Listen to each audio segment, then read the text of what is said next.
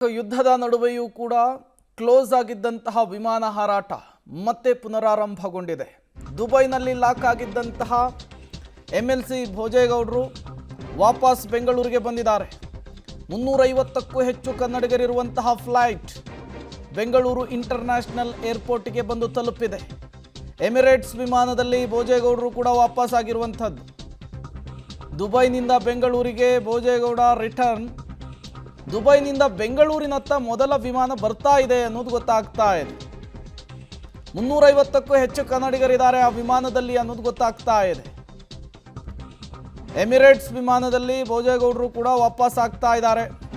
ಮೊನ್ನೆ ವಿಡಿಯೋವನ್ನು ಕೂಡ ರಿಲೀಸ್ ಮಾಡಿದ್ರು. ದುಬೈನಲ್ಲಿ ಪರಿಸ್ಥಿತಿ ಹೇಗಿದೆ, ಏನಾಗಿದೆ ಪರಿಸ್ಥಿತಿ ಅಂಥೇಳಿ. ಅದಾದ ಮೇಲೆ ಸ್ನೇಹಿತರೊಬ್ಬರ ಮನೆಯಲ್ಲಿ ತಂಗಿರೋದಾಗಿ, ಯಾವುದೇ ರೀತಿಯ ಆತಂಕಕ್ಕೊಳಗಾಗುವಂತಹ ಅವಶ್ಯಕತೆ ಇಲ್ಲ ಅಂಥೇಳಿ ಭೋಜೇಗೌಡರು ಕೂಡ ವಿಡಿಯೋ ರಿಲೀಸ್ ಮಾಡಿದರು.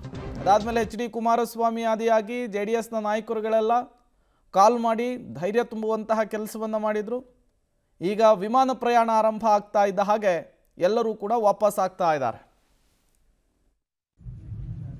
ಬೆಂಗಳೂರಿಗೆ ವಾಪಸ್ಸು ಎಮಿರೇಟ್ ಫ್ಲೈಟ್ನವರು ತಮ್ಮನ್ನು ಕರ್ಕೊಂಬರ್ತಾ ಇದ್ದಾರೆ. ಎಮಿರೇಟ್ ಫ್ಲೈಟ್ ಫುಲ್ ಇದೆ. ಸುಮಾರು 300ಕ್ಕೂ ಹೆಚ್ಚು ಜನ ಈ ಫ್ಲೈಟಲ್ಲಿ ಕೂತಿದ್ದೇವೆ, ಎಲ್ಲ ಕನ್ನಡಿಗರೇ.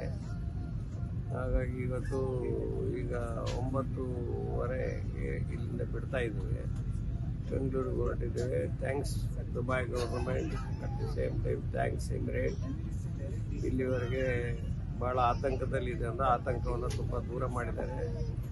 ದುಬೈಗೆ ಬಂದಂಥ ಎಲ್ಲರೂ ಕೂಡ ಹೆಚ್ಚು ಕಡಿಮೆ ಬರ್ತಾ ಇದ್ದಾರೆ.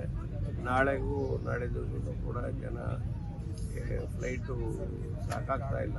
ಜನ ತುಂಬ ಏರ್ಪೋರ್ಟಲ್ಲಿ ಭಾಳ ಜನ ಇನ್ನೂ ಉಳಿದಿದ್ದಾರೆ, ಅವರು ಕೂಡ ಉಳಿದಿದ್ದಾರೆ. ನಾವು ಸ್ವಲ್ಪ ನಮಗೆ ಲಕ್ಕಲಿ ಎಲ್ಲ ಅರೇಂಜ್ಮೆಂಟ್ ಇತ್ತು, ಅರೇಂಜ್ಮೆಂಟ್ ಆಗಿ ನಾವು ಬಂದಿದ್ದೀವಿ.